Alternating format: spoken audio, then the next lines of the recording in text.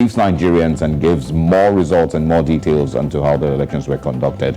There, of course, will be continued conversations on the logistics, the failure of logistics in different parts of the country, that led to certain people not being able to have a peaceful, and of course, easy process with carrying out their elections. There are people who, of course, got to vote really, really late because INEC staff got to polling units late.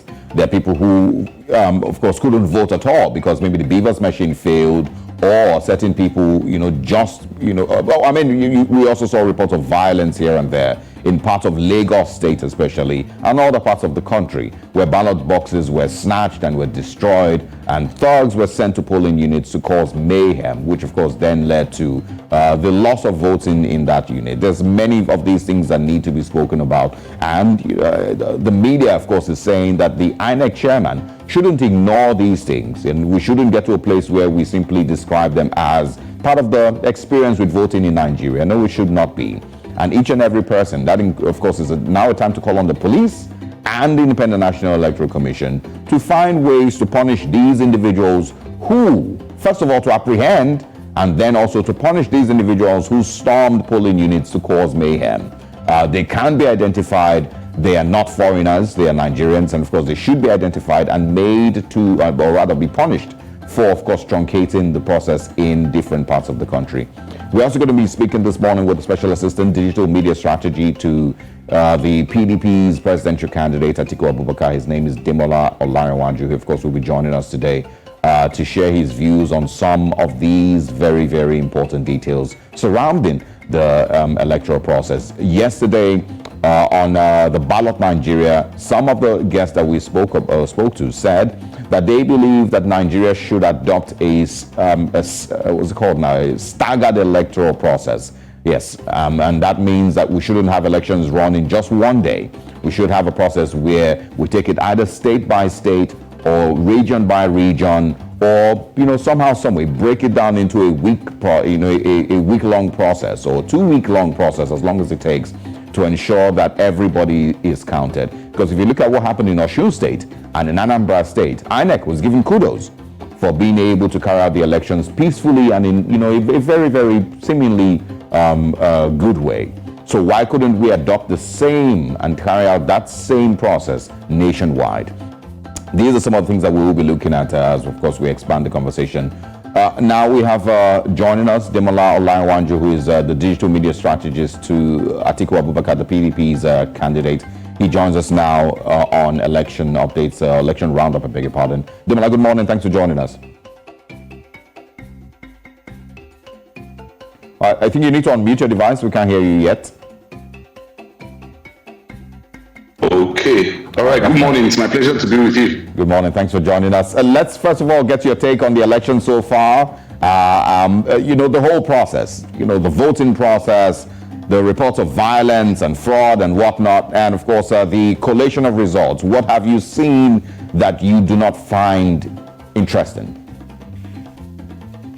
Well, I think for starters, we have to look at the role of INEC. INEC had over close to a year to prepare for this election. That basically 4 years to prepare for this election, and it had known this date. It had announced this date close to a year ahead.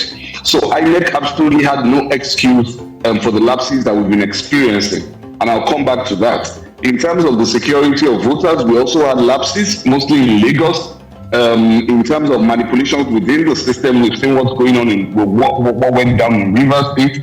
We saw what went down in parts of Lagos State and a few other states. For me, I think the fact that up till this point we have no clear idea of a winner, it's still between the two front runners, is a very big indictment on INEC.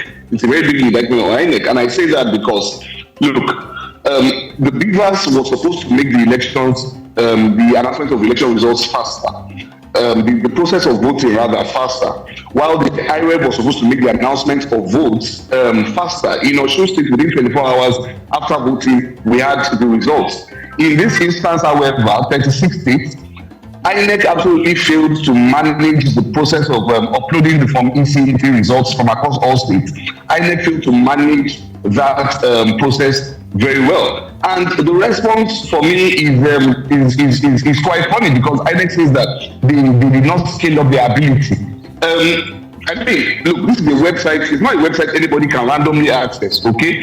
So, for instance, your program, anyone can watch it and you prepare for that. In the instance of INEC, the IREV website, you have to register ahead. You have to register ahead, which means INEC has the database of everybody who has registered to see election results on their website.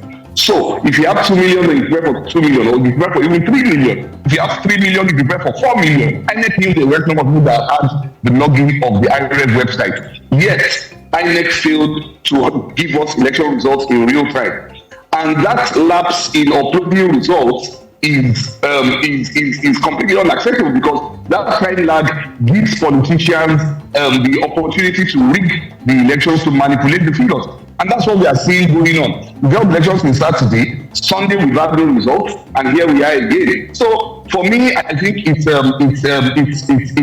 completely makes a mockery of the agitations over the years for INEC to introduce electronic transmission to the process of election. Because without electronic, when we had manual collation of results and manual transmission of results, we used to have results come out on Tuesday. Now, with electronic transmission of results, it's looking like the same thing is going to happen again. So it makes a mockery of the work of electoral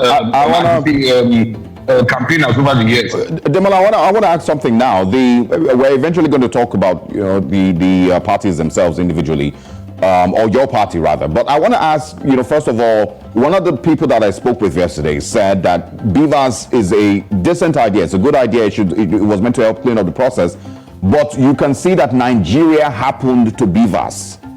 I hope you understand what that means. That it is meant to seemingly be, something that would improve on the process, but the Nigerian factor cannot be taken out of the electoral process, and that's why you still see that the BVAS didn't really change, a lot, and INEC cannot beat its chest and say that this whole process has been free and fair and completely free of any fraud.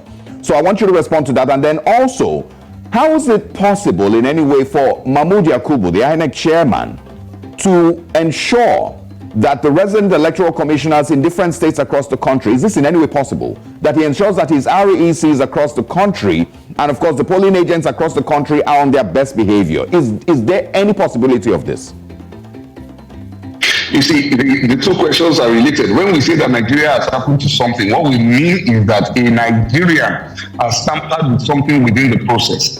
The concept of Nigeria in this instance boils down to Nigerians, okay? And this ties into the question, with 36 recs in those states, what guarantee do we have that the people who are working with this man are people of integrity, people who are committed to electoral probity?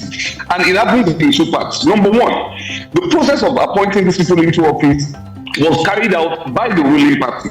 About 16 recs, if I'm not 26, close to 20, between 24 and 26 recs retired about a year to election, and new recs were appointed. We saw in certain instances where the ruling party decided to appoint people, to nominate people who were card-carrying members of their political party.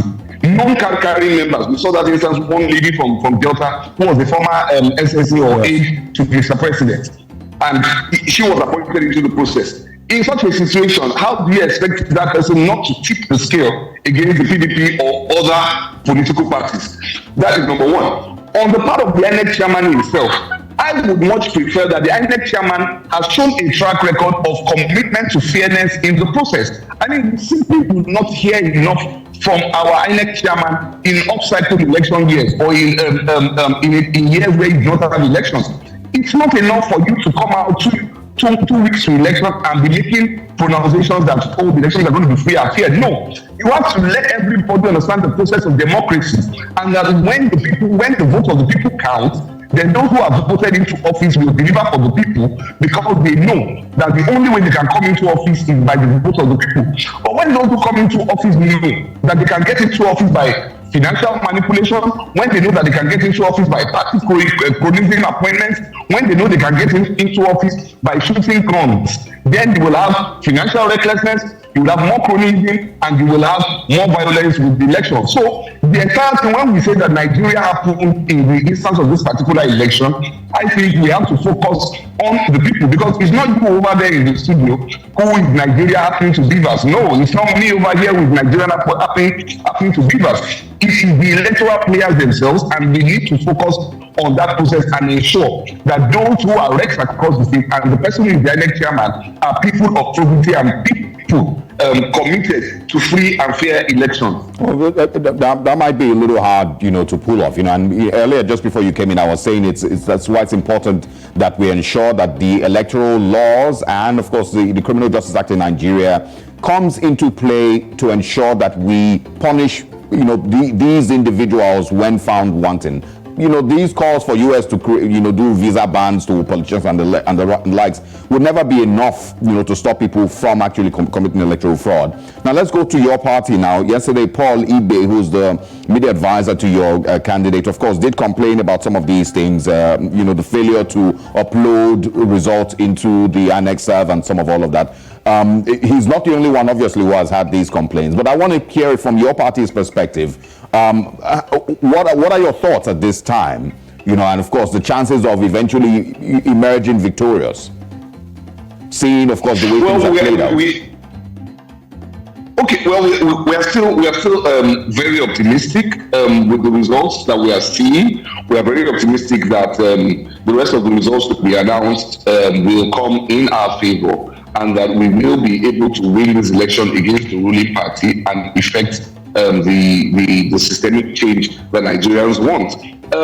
Again, it is what I mentioned earlier about the IREV. Okay, there's a website where every from ECA, from the moment that you vote at your polling unit, from the moment results are announced at your polling unit, the INEC agents, in conjunction with the RACTEC officer who is with them, that's the technological officer, registration area technological officer who is with them, is supposed to upload the picture of the form ECA. As I speak with you, if you go to that website, the pictures of the form ECAs that you find, about 90% of them are blurry, which means that the INEC polling agents, presiding officers and SCOs, they are still leaving room for manipulations on those from ECAs even after they have uploaded. But the more disappointing aspect of it is that 48 hours after results were announced in various local governments, we still do not have up to half of the polling units in this country uploaded.